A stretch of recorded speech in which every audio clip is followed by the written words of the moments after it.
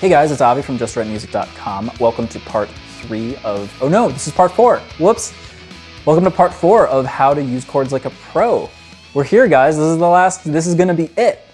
It's gonna be it. So last time we were talking about how to extend our chord progressions by using tonic prolongation and subdominant prolongation. We're able to just really kind of keep going on, especially if we're just going between our tonic substitutes. We can just keep going back, C, A minor, E minor, C, E minor, E minor, A minor. We also talked about extending our chord progressions by using slower harmonic rhythms. So everything we talked about up until now all happens within a specific key or scale. In this case, within C major. I swear something sounds out of tune to me, but the tuner says it's fine. So I'm crazy. I know I'm crazy.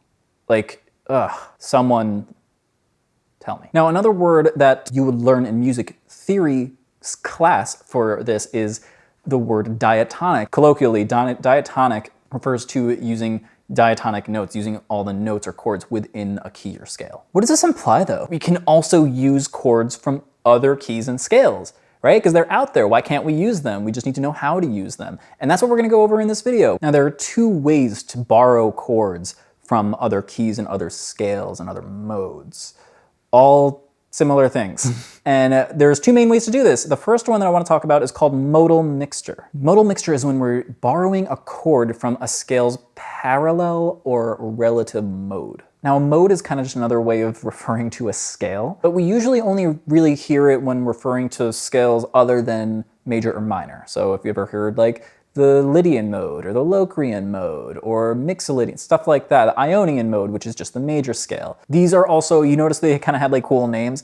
These are also called the Greek modes or the church modes. Everything has 1,000 names in music and music theory. It's awful. So these other scales, they're often called the Greek modes, or they're just referred to as modes. Man, mode is just losing all meaning for me at this point. They're created by taking the same set of notes. So in this case, we're going to stay in C major, no sharps or flats. But instead of starting and ending on C, we're going to change where one is, right? So say the next mode would be going to D or Dorian. So instead of starting the scale on C and ending on C, we would start the scale on D and end on D. But we haven't changed any actual pitches. What's the difference between D Dorian and D major? Well, D major has sharps and flats. It has an F sharp and a C sharp. But like we were just saying, we're not changing any pitches at all. That's the main difference between the modes and just different major and minor scales. If you're interested in going more into modes and scales and how to achieve some really cool sounds, let me know. Let me leave a comment down below. I will make a video about it. I just need to know if there is a demand out there because, I don't know, I'm into this stuff. I'll probably make it anyway, but let me know and I'll put it on the priority list. There's no list. So now that we know what modes are, a parallel mode is when we're keeping the same tonic. So we're using the same pitch as one, but we're using chords from other modes that share that same tonic. So for example, the parallel minor of C major is C minor, because it's C, it's parallel. They're the same tonic, but they're different scales, built from the same tonic. Well, let's say we wanted to use a chord from C minor in a C major chord progression, right? Cool stuff, making some sweet moves. So let's use the 3. 3 in minor is flat. So instead of an E minor in our C major scale, we would have an E flat major in our C minor scale. So in this example, I'm going to do a chord progression. I'm going to read it from my script down here because, again, I can't remember this stuff. So this is a 1-4-1 flat 3 2 5 1, or C F C E flat D minor G C. So I want to play this in bar chords because I like this E flat. I just kind of like how it's sat a little bit better on bar chords. It's literally the only reason.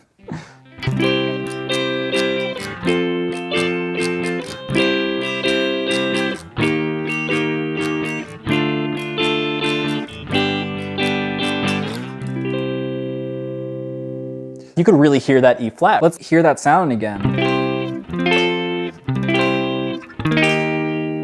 Wow, that really stands out. And you can make that fit with some lyrics that are maybe supposed to stand out, or something that unexpected happens. You can use this in a narrative sense, and this is where you can really have some fun and achieve some really cool things. The other type of mode we talked about is a relative mode. Now, a relative mode is when we use one of the related modes from our tonic scale. So if we're in C major, if we used anything from, say, like A minor is the relative minor of C major, because if you don't change any of the pitches and you only go from A to A, you get an A minor scale. Very, very cool. Remember, the order that we're putting the pitches in are changing. That's it. We're not actually changing the pitches themselves. Now, using chords from the relative minor is a really, really great place to start. This is because we're still working with the same chords from our regular key, from our standard key, our first key that we started with. Now, in my opinion, the best way to go about this as a beginner is to implement what's called harmonic minor. Now, in a regular minor scale, 5, or the 5th scale degree, our dominant, is actually a minor chord, not a major chord, which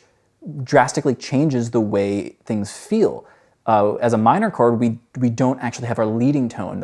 We have a flat 7 in minor as well. So this lack of leading tone really changes the harmonic structure of it. So what did we do? Instead, we're just like, well, screw it, we'll just make it major anyway. We're creating that leading tone and just making major 5. So for example, if we're in A minor, which is our relative minor to C, the 5, the dominant of A minor would be an E major. Very specific type of sound. We're actually doing something really, really cool here, but it goes into the next way that we can use chords from other keys, and that is called modulation. This is when we're moving from one key to another. But we don't always have to stay there. We can just be modulating for a moment. The key to effectively move between keys is by using chords that the keys share in common. Pivot chords share a role. They're not the same role. They'll have different roles, but they'll be shared by both keys, the one that we're in and the one we're trying to get to. Now, to effectively modulate to a new key, we need to make the new key feel like a place of rest. This is called tonicization. Now, the best way to do this is to get really basic, right? We have our tonic-dominant relationship that we talked about back in part 1. Well, we can use that relationship to our advantage to make our modulations sound like they should be happening, to make them sound good. So what better way to modulate to a new tonic than to use its dominant? What's so great about this is that we're creating tension that sounds new in our home key and resolves and sounds great in our new key. For our example, we're going to stay in C major, but we want to tonicize G. G's are normally our dominant, right? So the key, they do share the same chord, but we want to make G sound like a resolution rather than like we're adding tension. So what we're going to do is we're going to use its dominant. So the 5th of G is D, so we're going to use a D major chord to tonicize G major. We're going to do 1, 4, then what's called 5 of 5. So here's how it sounds.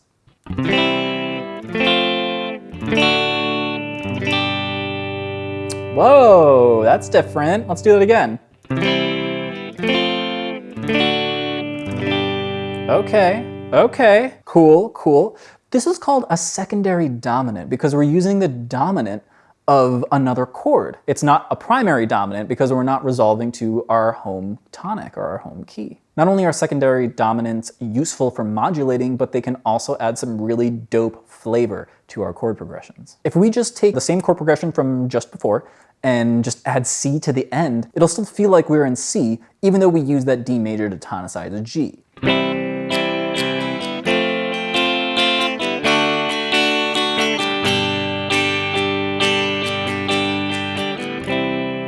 G became this kind of vague sense, like we felt like there was resolution, but it also felt like we wanted to go somewhere at the same time. That's a nuanced feeling, and that's really, really cool that we can give people that nuanced feeling just through chords. Now, another really clever way, really cheap, quick, and dirty way to tonicize a chord is to use a secondary dominant substitute. We would be using the 7 diminished of a chord. Taking the same example above, but changing it out, instead of using a D major to tonicize G, we're going to use an F sharp diminished chord. Okay, here we go.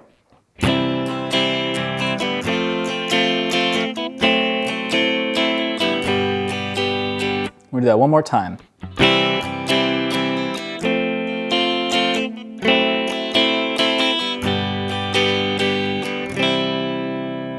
So diminished chords really give their own unique flavor to them. It's really hard to use them accidentally. You really have to want to make them work because they are so finicky with how they resolve, because they really only resolve one way. But what's useful about them is that we are taking advantage of that instability to make a chord feel like home that wasn't feeling like home beforehand. Finally, we can do something really cool and have what's called a nested chord progression. Now, this is really great because it sets up the new key very, very strongly. What we're doing really is we're creating a little mini chord progression that tonicizes our new key within the main chord progression.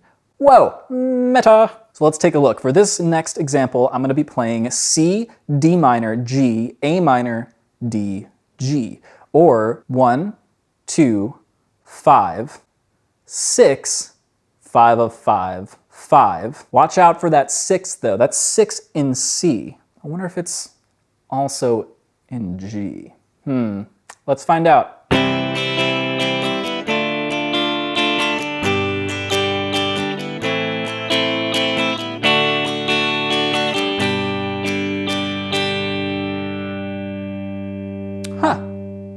We definitely didn't end in the same place we started, right?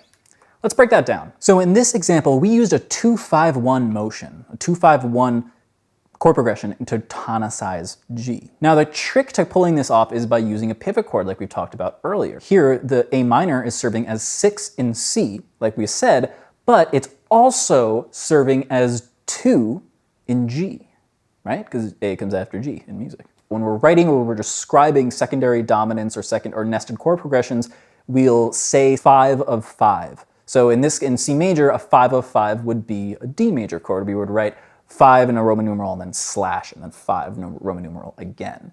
And when we're doing different chord progressions, what we would do, nesting ones in our recent example, if we were to put this in proper Roman numeral notation, it would be 1, 2, 5, 2 of 5, 5 of 5, 5. Because we're starting in our home key. We're treating our home key, we're kind of like giving it respect or whatever, I don't know.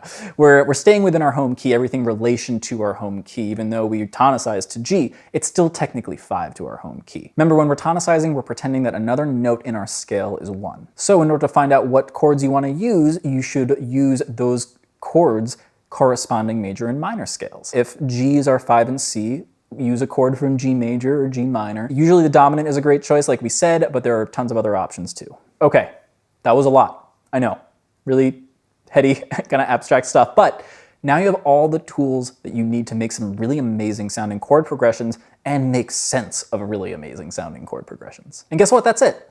This is all the tools. We're done. We're done. No more. No more, I promise. Let's quickly go over what we've learned. In part 1, we discussed the major scale, we discussed triads and the tonic-dominant relationship. In part 2, we discussed substitutions and how we can substitute some certain chords in our keys, in our scales, for our tonic, dominant, or subdominant. We also learned the other names for the scale degrees, as in the supertonic, the mediant, and the submediant, and the leading tone. In part 3, we learned how to extend and prolong our chord progressions even more using harmonic rhythms, slower or faster harmonic rhythms to add variation. And we also learned how to add and subtract, we also learned how to add and subtract from our tonic dominant formula to extend our chord progressions even more. In this video, we talked about modal mixture, using borrowed chords, and modulating to different keys in order to really make some super cool sounds and be able to figure out what's happening in other chord progressions and to make some very cool sounds ourselves and have some cool options. It's cool, right? And to have some options when we are hitting a roadblock. Whew! That was a lot. That was a lot, but this is how chords work, guys, in like tonal music, you know, with like standard like cadences and stuff. This is how it works. A lot of people say it's good to learn the rules in order to know how to break the rules. Ultimately, I say just internalize this stuff and just write from your inner ear and just see what comes out. That's it.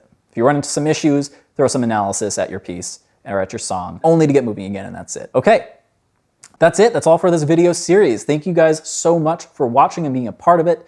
It was quite an endeavor for me. It grew from 1 video to 2 videos to 3 to 4 quicker than I thought it would. Now, I would love to hear your thoughts about this video and about chords and chord functions and all of this stuff down in the comments. Let me know your thoughts. Let me know what you think about using some of this stuff and using a little bit of analysis in order to write some cool chord progressions, or if you just think it's best to go by ear and see what happens and just use trial and error. I think that sometimes that works. If it works well, it works fast enough, cool. But I think efficiency is important, and if you're not writing quite so efficiently, this might be something that can add to your productivity just a little bit.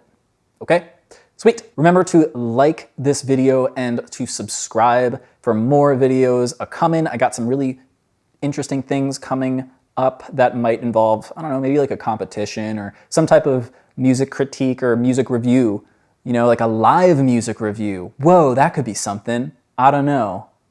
We'll see. Check out my free guide, 7 Ways to Write a More Effective Melody. If you are ready to write some awesome chord progressions but are worrying about writing melodies to match, get my free guide. It is great. It gives you these fantastic tools that can work in any melody and in any genre. You can take your melody and transform it into something fantastic. This is my free gift to you, and this will just help you bring those melodies up to your standard. Head to justwritemusic.com. There is a link down in the description. I'm Avi, and I'll see you guys next time. Peace out.